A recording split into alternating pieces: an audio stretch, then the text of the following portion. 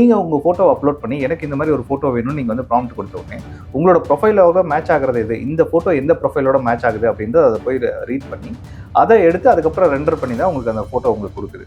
So அப்போ இதுக்கு முன்னாடி நீங்கள் அப்லோட் பண்ண ஃபோட்டோவோ இல்லை இதுக்கு முன்னாடி உங்கள் ஃபோனில் வச்சிருக்க ஏதோ ஒரு ஃபோட்டோலையோ அந்த மச்சம் இருந்திருக்கும். ஃபார் எக்ஸாம்பிள் ஃபுல் ஸ்லீவ் போட்ட மாதிரி நான் ஒரு ஃபோட்டோ தான் நான் அப்லோட் பண்ணேன். பட் நான் கேட்கும் போது எனக்கு வந்து ஒரு மாடர்ன் சாரியில் எனக்கு ஒரு ஃபோட்டோ நான் கேட்கும்போது அது வந்து ஸ்லீவ்லெஸ்ல எனக்கு காமிக்கும் போது என்னோட மச்சத்தை கரெக்டாக ஐடென்டிஃபை பண்ணுது. அது எப்படின்னா என்னோட ஃபோட்டோ ஃபில்டர் பண்ணி அதை காமிக்குதோ அப்படின்ற ஒரு பயம் அவங்களுக்கு. ஒரிஜினலுக்கும் ஃபேக்குக்கும் இடையே வந்து ஒரு பெரிய பிரச்சனையை வந்து இந்த ஏஐ உருவாக்காதா? கண்டிப்பாங்க, அதுக்கு நம்ம பயப்பட வேண்டியது தானே.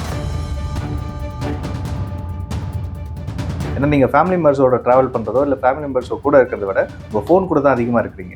ஸோ அப்போ நீங்கள் வந்து உங்களோட மார்னிங் நீங்கள் எப்படி இருப்பீங்க, ஆஃப்டர்நூன் எப்படி இருப்பீங்க, ஈவினிங் எப்படி இருப்பீங்க, உங்கள் மைண்ட் செட் எப்படி இருக்கும், உங்கள் மூடு எப்படி இருக்கும், எதுக்கு நீங்கள் எப்படி ரியாக்ட் பண்ணுவீங்க, எதுக்கு கோவப்படுவீங்க, எதுக்கு சந்தோஷப்படுவீங்க, எல்லாமே உங்கள் ஃபோனுக்கு தெரியும்.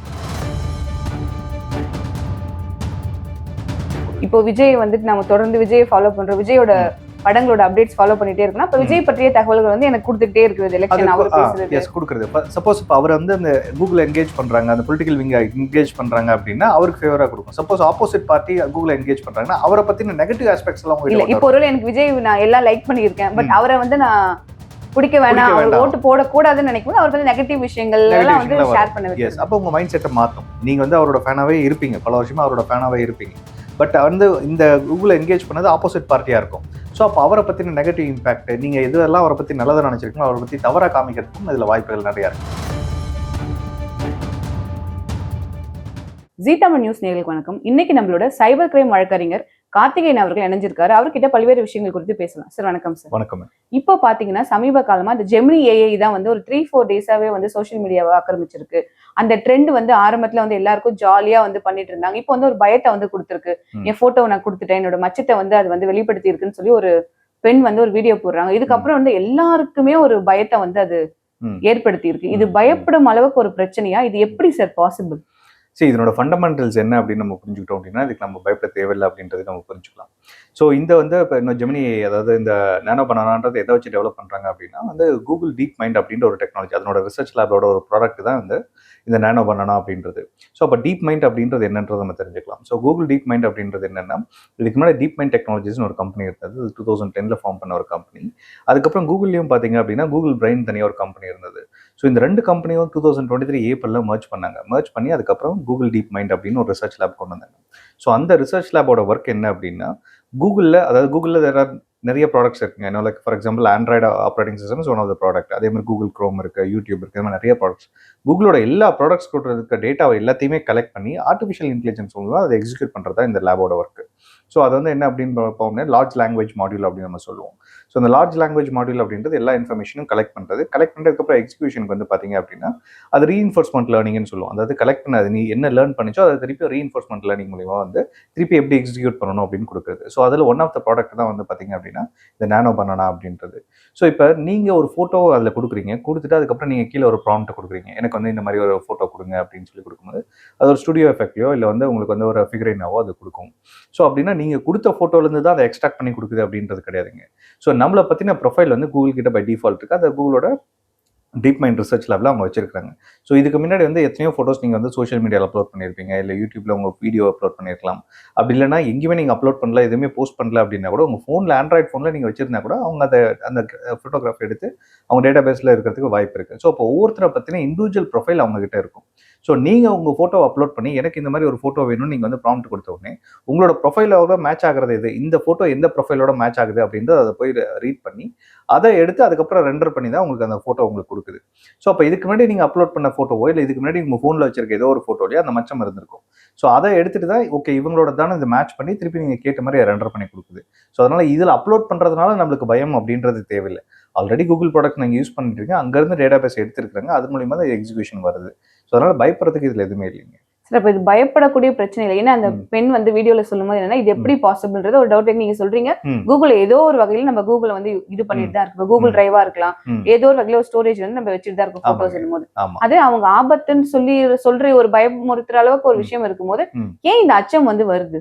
அதுதாங்க இப்ப நான் கொடுத்த அவங்கள பொறுத்த வரைக்கும் என்ன தாட் ப்ராசஸ் அப்படின்னா, நான் கொடுத்தது வந்து ஒரு நார்மலா ஒரு photo. For example full sleeve போட்ட மாதிரி நான் ஒரு போட்டோ தான் நான் அப்லோட் பண்ணேன். பட் நான் கேட்கும்போது எனக்கு வந்து ஒரு மாடர்ன் சாரியில எனக்கு ஒரு போட்டோ நான் கேட்கும்போது அது வந்து ஸ்லீவ்லெஸ்ல எனக்கு காமிக்கும் போது என்னோட மச்சத்தை கரெக்டாக ஐடென்டிஃபை பண்ணுது. அது எப்படின்னா என்னோட போட்டோ ஃபில்டர் பண்ணி அதை காமிக்குதோ அப்படின்ற ஒரு பயம் அவங்களுக்கு. ஸோ அந்த மாதிரி பயப்பட தேவையில்லை. ஆல்ரெடி உங்களோட போட்டோ அவங்ககிட்ட இருக்கு, அதை எடுத்து மேட்ச் பண்ணி தான் கிரியேட் பண்ணி கொடுக்குதே தவிர இதுல இருந்து காமிக்கிறது கிடையாது. அந்த புரிதல் இருந்தாலே நம்மளுக்கு போதும். இதுல இன்னொரு விஷயமும் இருக்கு சார். இதுல இன்னொன்னு பார்த்தோம்னா இப்ப நேத்து இந்த ஜெமினி ஏஐ யூஸ் பண்ணி நிறைய பேர் மோடியோட இருக்க மாதிரி போட்டோஸ் போட்டுருந்தாங்க, நிறைய ஆக்டர்ஸோட இருக்க மாதிரி போட்டுருந்தாங்க, ஹீரோயின்ஸோட இருக்க மாதிரி போட்டுட்டு இருக்காங்க.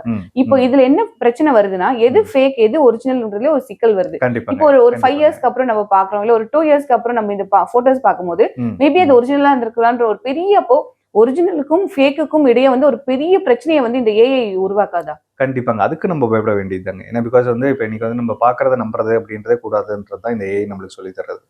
எதை வேணா எப்படி வேணா கிரியேட் பண்ணலாம் அப்படின்றது தான் இந்த ஏஐ மூலியமா நம்ம தெரிஞ்சுக்கலாம்.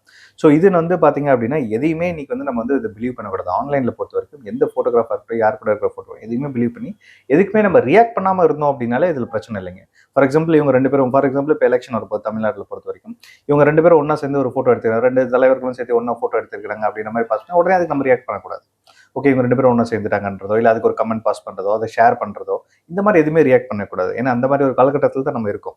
ரியாக்ட் பண்ணால் அது பிரச்சனையாக மாறும். ரியாக்ட் பண்ணாமல் இக்னோர் பண்ணிட்டீங்க அப்படின்னா பிரச்சனையாக மாறதுக்கான வாய்ப்புகள் ரொம்ப கம்மி தான். Because anything is everything is possible இன்னைக்கு இருக்க காலகட்டத்தில். இன்னும் டீப் ஃபேக் மூலிமா 2 பேர் பேசிக்கிட்டு மாதிரி வீடியோஸ் கூட வரலாம், 2 பேரும் கட்டி பிடிக்கிற மாதிரி ஃபோட்டோ வரலாம். ஸோ அந்த மாதிரி நிறைய விஷயங்கள்லாம் இருக்கும். ஸோ அதனால அதை பற்றி நம்ம வந்து இப்போதைக்கு நம்ம கவலைப்பட தேவையில்லை. எதையுமே ரியாக்ட் பண்ணாமல் இருந்தீங்கனால சேஃபாக இருக்கலாங்க.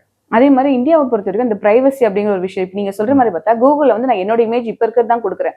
ஆனா அது எப்படி வந்து என்னோட பழைய இமேஜ் நான் ஆல்ரெடி அப்லோட் பண்ண இமேஜ் எடுக்கிறதுக்கு அவங்களுக்கு எப்படி அந்த ரைட்ஸ் இருக்கு? ஏன்னா வந்து இப்போ அது எப்படி நடக்குது? இப்போ ஃபார் எக்ஸாம்பிள் நீங்க ஒரு ஆண்ட்ராய்ட் ஃபோன் வாங்குறீங்க. ஆண்ட்ராய்ட் ஃபோன் வாங்கின உடனே ஃபோன் வேலை செய்யாது. முதல்ல ஒரு இமெயில் ஐடி உங்களுக்கு கேட்கும். அந்த இமெயில் ஐடி கொடுத்து நீங்க சைன்இன் பண்ணுவீங்க. சைன்இன் பண்ணும்போது அதுக்கப்புறமா தான் அந்த ஃபோன் வந்து வேலை செய்யும். ஸோ அப்போ சைன்இன் பண்ணும்போது அந்த இமெயில் ஐடி மூலியமா சைன்இன் பண்ணுவோம். அந்த இமெயில் ஐடியில் நீங்கள் ஆல்ரெடி கன்சென்ட் கொடுத்துறீங்க. ஐ அக்ரீன் கீழே ஒன்று இருக்கும். நம்ம மோஸ்ட்லி படிச்சிருக்க மாட்டோம். That's call end user license agreement அப்படின்னு ஒரு அக்ரிமெண்ட். ஸோ அந்த அக்ரிமெண்ட்ல இதில் இருக்க எல்லா டேட்டா என் ஃபோனில் இருக்க எல்லா டேட்டாவும் நீங்கள் எடுத்துக்கோங்க. உங்களோட ரிசர்ச் பர்பஸ்க்கு யூஸ் பண்ணிக்கோங்க, தேர்ட் பார்ட்டிக்கு சேல்ஸ் பண்ணிக்கோங்க, எதுக்கு வேணா யூஸ் பண்ணிக்கோங்கன்ற கம்ப்ளீட் கன்சென்ட் நம்ம கொடுத்துட்றோம். ஸோ நம்ம கிட்ட கன்சென்ட் வாங்கிட்டு அதுக்கப்புறம் தான் அந்த டேட்டாவெல்லாம் எடுக்கிறாங்க. இன்ஃபேக்ட் நீங்கள் இது எந்த ஒரு ஆப்பை நீங்கள் இன்ஸ்டால் பண்ணீங்களா கூட அது ஐ அக்ரின்னு கேட்கும், இல்லை அலோன்னு கேட்கும். அலோன் கொடுத்ததுக்கப்புறம் தான் அந்த ஆப் இன்ஸ்டால் ஆகும். அந்த அளவுக்குள்ள என்ன கண்டென்ட் இருக்குன்னு நம்ம படிக்க மாட்டோம். அதில் வந்து தெளிவாக போட்டிருப்பாங்க இது இந்த பர்பஸ்க்கெல்லாம் நாங்கள் யூஸ் பண்ணுறோம். இன்ஃபேக்ட் இந்த நானோ பனானாவே நீங்கள் இன்ஸ்டால் பண்ணீங்கன்னா கூட இது ஒரு ஆப் தானே. ஸோ இந்த ஆப்பை நீங்கள் இன்ஸ்டால் பண்ணும்போது அதுலேயும் அந்த இண்டிவிஜுவல் லைசன்ஸ் அக்ரிமெண்ட் யூஸ் பண்ணுவாங்க. அதில் அவங்க தெளிவாக போட்டிருப்பாங்க இது எங்களோட ரிசர்ச் பர்பஸ்க்கு யூஸ் பண்ணுறோம் அப்படின்னு. எப்படி ரிசர்ச் பர்பஸ் அப்படின்னு பார்த்தீங்கன்னா இப்போ நம்ம யூஸ் பண்ணுற டெக்னாலஜி ஏஐ நம்ம சொல்கிறோம். But it's a transaction technology தாங்க. So next level of AI தான் வந்து ஆக்சுவல் டெக்னாலஜி. அது வந்து பார்த்தீங்க அப்படின்னா ஏஜிஏ அப்படின்னு நம்ம சொல்லுவோம். ஆர்டிஃபிஷியல் ஜென்ரல் இன்டெலிஜென்ஸ் அப்படின்றது தான் நெக்ஸ்ட் லெவல் ஆஃப் டெக்னாலஜி. அதுக்கு வந்து நிறைய டேட்டா தேவைப்படுது, நிறைய வந்து இன்ஃபர்மேஷன் நம்மளுக்கு தேவைப்படுது. அந்த இன்ஃபர்மேஷனை கேதர் பண்ணுறதுக்கு நிறைய பேரோட ஃபோட்டோஸ் தேவைப்படுது, நிறைய பேரோட இன்புட்ஸ் தேவைப்படுது. அதுக்கு தான் இந்த மாதிரி ஒரு ஆப்பை இன்டர்மீடியட் ஆப்பாக வச்சுக்கலாம். அதை நம்ம ஆப்பை ரிலீஸ் பண்ணி இதன் மூலயமா நிறைய ஃபோட்டோஸ் அதை கேதர் பண்ணி அதுக்கப்புறமா அதன் மூலியம் அவங்க ரிசர்ச்சுக்கு யூஸ் பண்ணும். இப்போ ஏஜிஐ வருதுன்னு வச்சுக்கோங்களேன், ஆர்டிஃபிஷியல் ஜென்ரல் இன்டெலிஜென்ஸ் வந்து அதில் தான் லாஜிக்கல் திங்கிங், லாஜிக்கல் ரீசனிங் எல்லாம் இருக்கும். ஃபார் எக்ஸாம்பிள் இப்போ இந்த பொண்ணு ஒரு நார்மல் வந்து ஸ்லீவோட இருக்க ஃபோட்டோ வந்து அப்லோட் பண்ணுறாங்க. பட் அதை காமிக்கும் போது ஸ்லீவ்லெஸ்ஸாக காமிக்குது, அங்கே ஒரு மச்சம் இருக்கிறதும் காமிக்குது அப்படின்னும் போது நார்மலே இதை பற்றி யோசிக்காது. நம்ம இதை காமிக்கலாமா காமிக்கக்கூடாதா அப்படின்றது யோசிக்காது. இதே ஆர்டிஃபிஷியல் ஜிஏ ஜென்ரல் இன்டெலிஜென்ஸ் எடுத்துக்கிட்டோம் அப்படின்னா அது லாஜிக்கல் திங்கிங் இருக்கும். ஓகே ஒரு பொண்ணு இந்த மாதிரி ஒரு ஃபோட்டோ கொடுத்துருக்காங்க, எஸ்பெஷலி இந்தியாவிலேருந்து கொடுத்துருக்காங்க அப்படின்னா நம்ம திருப்பி அதை ரெண்டர் பண்ணி காமிக்கும் போது இதை நம்ம காமிக்கக்கூடாது. பிகாஸ் இந்தியா மாதிரி ஒரு country, it's a conservative country. So வெளிநாட்டில் ஒரு பொண்ணு ஸ்லீவ்லெஸ் போட்டு போகிறது ஒரு பெரிய விஷயமே கிடையாது. யூஎஸை பொறுத்த வரைக்கும் நீங்கள் எடுத்துக்கிட்டேன். இந்தியாவை எடுத்துட்டீங்க அப்படின்னா அது நம்ம கொஞ்சம் வேற மாதிரி தான் நம்ம பார்ப்போம். ஸோ அப்போ கண்ட்ரி வைஸ் அதை ரெஸ்ட்ரிக்ட் பண்ணும், ரீஜனல் வைஸ் நம்மளோட லைக் கல்ச்சர் என்னன்றது தெரிஞ்சு ரெஸ்ட்ரிக்ட் பண்ணும். தட்ஸ் கால் லாஜிக்கல் ரீசனிங் அப்படின்றது. ஸோ அந்த லாஜிக்கல் ரீசனிங்க்கு தேவைப்படுற டேட்டாவை தான் இப்போ நம்ம கொடுத்துட்ருக்கோம். இப்போ நீங்கள் வந்து இந்த ஆப் ஃப்ரீயாக கிடைக்குதுன்றதுனால எல்லாருமே யூஸ் பண்ணுறோம். ஸோ யார் வேணால் டவுன்லோட் பண்ணிக்கலாம், ஃபோட்டோ அப்லோட் பண்ணலாம், நீங்கள் என்ன மாதிரி வேணாலும் அந்த ஃபோட்டோ ரெண்டர் பண்ணி கொடுக்கும் அப்படின்றதெல்லாம் நம்ம இதே அவங்க சார்ஜ் பண்ணி தான் நம்ம பண்ணியிருக்க மாட்டோம். ஓகே ஸோ ஃப்ரீயாக கொடுக்குறதுனால நம்ம பண்ணுறோம். ஃப்ரீயாக கொடுக்குறதுன்றது இங்கே எதுவுமே கிடையாதுங்க. In exchange of your privacy you are getting that application. So உங்கள் டேட்டா வச்சு அவங்களோட ரிசர்ச்க்கு அதை யூஸ் பண்ணிக்கிறாங்க. ஸோ அவங்க ரிசர்ச் வச்சு நெக்ஸ்ட் லெவல் டூல அவங்க டெவலப் பண்ணுறாங்க. ஸோ அதுக்கு தான் நம்ம டேட்டா கொடுத்துட்டு இருக்கோம். ஸோ அவங்க கிட்ட நம்ம கிட்ட பெருசாக எதுவும் கிடைக்கிறது இல்லை. இந்த மாதிரி டேட்டாஸ் அவங்க எடுத்து யூஸ் பண்றதால நமக்கு ஃபியூச்சர்ல ஏதாவது பாதிப்புகள் வரதுக்கான வாய்ப்புகள் இருக்கு? தாராளமா இருக்குங்க. உங்களை பத்தின வந்து ஃபார் எக்ஸாம்பிள் வந்து இப்போ நீங்க இருக்கீங்க அப்படின்னா உங்க ஃபேமிலி மெம்பர்ஸ் கிட்ட கேட்குறோம் அப்படின்னா நீங்க யாரு என்ன அப்படின்றத சொல்லுவாங்க. உங்களை பத்தின ஓரளவுக்கு உங்க கேரக்டர் என்னன்றதை சொல்லுவாங்க. பட் உங்களை விட கூகுளுக்கு அதிகமா தெரியும். அதாவது உங்க ஃபேமிலி மெம்பர்ஸ் அப்படி உங்களோட கேரக்டர் என்ன அப்படின்றது கூகுளுக்கு அதிகமாகவே தெரியும். ஏன்னா நீங்க ஃபேமிலி மெம்பர்ஸோட டிராவல் பண்றதோ இல்லை ஃபேமிலி மெம்பர்ஸோ கூட இருக்கிறத விட உங்க ஃபோன் கூட தான் அதிகமாக இருக்கிறீங்க. ஸோ அப்போ நீங்கள் வந்து உங்களோட மார்னிங் நீங்கள் எப்படி இருப்பீங்க, ஆஃப்டர்நூன் எப்படி இருப்பீங்க, ஈவினிங் எப்படி இருப்பீங்க, உங்கள் மைண்ட் செட் எப்படி இருக்கும், உங்கள் மூடு எப்படி இருக்கும், எதுக்கு நீங்கள் எப்படி ரியாக்ட் பண்ணுவீங்க, எதுக்கு கோவப்படுவீங்க, எதுக்கு சந்தோஷப்படுவீங்க, எல்லாமே உங்கள் ஃபோனுக்கு தெரியும். ஸோ உங்கள் ஃபோன் மூலிமா அந்த இன்ஃபர்மேஷன் அவங்க கேதர் பண்ணி உங்களை ப்ரொஃபைல் பண்ணி வைக்கும் போது உங்கள் கேரக்டரும் அதிலே ப்ரொஃபைல் ஆகிடும். ஸோ அப்போ உங்களை கன்வின்ஸ் பண்ணணும் அப்படின்னா என்ன சொன்னால் நீங்கள் கன்வின்ஸ் ஆகுவீங்க அப்படின்றதும் அதுக்கு தெரியும். ஸோ அப்போ ஈஸியாக உங்களை இன்ஃப்ளூயன்ஸ் பண்ணலாம். ஸோ இது ஓகே உங்களுக்கு இந்த ஆஸ்பெக்டில் நம்ம சொன்னால் கன்வின்ஸ் ஆகிடும் அப்படின்றது அது ஏஐ மூலிமா ஈஸியாக இருந்தால் பண்ணி உங்களை இன்ஃப்ளூயன்ஸ் பண்ணுறதுக்கான வாய்ப்புகள் இருக்குது. இன்ஃபேக்ட் நீங்கள் கூகுள் எடுத்துட்டீங்க, அதாவது ஆல்ஃபபெட்ன்ற கம்பெனி தான் பேரண்ட் கம்பெனி, அதில் நிறைய ப்ராடக்ட்ஸ் தான் இருக்குது. ஸோ அதில் ஒன் ஆஃப் த விங் வந்து பொலிட்டிக்கல் விங் அப்படின்னு இருக்குது அவங்ககிட்ட. ஸோ அந்த பொலிட்டிக்கல் விங்லாம் என்ன பண்ணுவாங்கன்னா எந்தெந்த நாட்டில் இருந்தால் வந்து இன்னும் எலெக்ஷன்ஸ் வருதோ அந்தந்த கண்ட்ரிக்கெலாம் போய் சில பார்ட்டிஸ் அப்ரோச் பண்ணுவாங்க. அவங்க அப்ரோச் பண்ணி நாங்கள் வந்து உங்களுக்கு வந்து கேம்பெயினிங் பண்ணித்தரோம், தட்ஸ் இன்டைரக்ட் கேம்பெயினிங். ஸோ பண்ணித்தரோம் அப்படின்வாங்க. அதில் இதெல்லாம் தாராளமாக யூஸ் பண்ணலாம். ஸோ ஒருத்தர் உங்களுக்கு பிடிக்கல அப்படின்னா கூட, ஒரு தலைவர் உங்களுக்கு பிடிக்கல அப்படின்னா உங்களை எப்படி அவரை பிடிக்க வைக்கிறது, உங்களுக்கு ஏற்ற மாதிரி டெய்லர் மேடாக கொடுத்தா நீங்கள் உங்களுக்கு அவரை ரொம்ப பிடிக்கும், கடைசியில் ஓட்டு போடும்போது அவருக்கு நீங்கள் ஓட்டு போடுவீங்க. இப்போ விஜய் வந்துட்டு நம்ம தொடர்ந்து விஜய் ஃபாலோ பண்றோம், விஜயோட படங்களோட அப்டேட்ஸ் ஃபாலோ பண்ணிட்டே இருக்கணும். அப்ப விஜய் பற்றிய தகவல்கள் வந்து எனக்கு கொடுத்துட்டே இருக்குது எலெக்ஷன் அவர் பேசுறது. எஸ் கொடுக்குறது. சப்போஸ் இப்போ அவர் வந்து அந்த கூகுள் என்கேஜ் பண்றாங்க, அந்த பொலிட்டிக்கல் விங்க என்கேஜ் பண்றாங்க அப்படின்னா அவருக்கு ஃபேவரா கொடுக்கும். Suppose opposite party Google engage பண்றாங்கன்னா அவரை பத்தின நெகட்டிவ் ஆஸ்பெக்ட்ஸ் எல்லாம் இல்ல. இப்போ ஒருவேளை எனக்கு விஜய் நான் எல்லாம் லைக் பண்ணியிருக்கேன், பட் அவரை வந்து நான் பிடிக்க வேணாம், அவர் ஓட்டு போடக்கூடாதுன்னு நினைக்கும்போது அவர் வந்து நெகட்டிவ் விஷயங்கள் எல்லாம் வந்து ஷேர் பண்ண வைக்கும். அப்போ உங்க மைண்ட் செட்டை மாத்தும். நீங்க வந்து அவரோட ஃபேனாவே இருப்பீங்க, பல வருஷமா அவரோட ஃபேனாவே இருப்பீங்க. பட் வந்து இந்த கூகுள் என்கேஜ் பண்ணது ஆப்போசிட் பார்ட்டியா இருக்கும். ஸோ அப்போ அவரை பத்தின நெகட்டிவ் இம்பாக்ட், நீங்க எதுவெல்லாம் அவரை பத்தி நல்லதை நினைச்சிருக்கீங்களோ அவரை பத்தி தவறா காமிக்கிறதுக்கும் இதுல வாய்ப்புகள் நிறைய இருக்கு.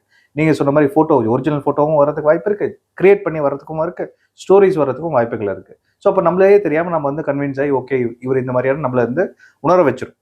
ஸோ சைக்கலாஜிக்கலாக அவங்களை கண்ட்ரோல் எடுத்துக்கும். ஸோ அந்த அளவுக்கு இம்பாக்ட்லாம் அதிகமாகவே இருக்குங்க அதில்.